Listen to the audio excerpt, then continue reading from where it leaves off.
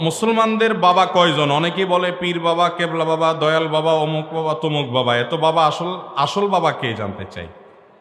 ভাই, মুসলমান কেন, অমুসলমানেরও বাবা কয়জন? একজন। জন্মদাতা বাবা, তিনি হলেন কি বাবা। এছাড়া আর মুসলমানের আসলে প্রকৃত অর্থে কোনো বাবা। কিন্তু মুশকিল হলো আজকাল যে ওই যে বলে না কেবলা বাবা, কি পীর বাবা, দয়াল বাবা, কত বাবার কথা শুনলাম। সুবহানাল্লাহ।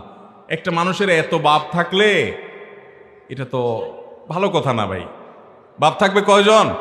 একজন। বিদায় এ সমস্ত না। তবে হ্যাঁ, এটা ঠিক যে উস্তাজ বা মুরব্বী কেউ, যেটা বললাম, পিতৃতুল্য হতে পারে, তাকে পিতার মতো মর্যাদা করছেন, পিতৃতুল্য তাকে আপনি বলতে পারেন, সেই দৃষ্টিকোণ ভিন্ন কথা। বাকি মুসলমানের মূলত বাবা একটাই হবে, যাকে তাকে বাবা বলা।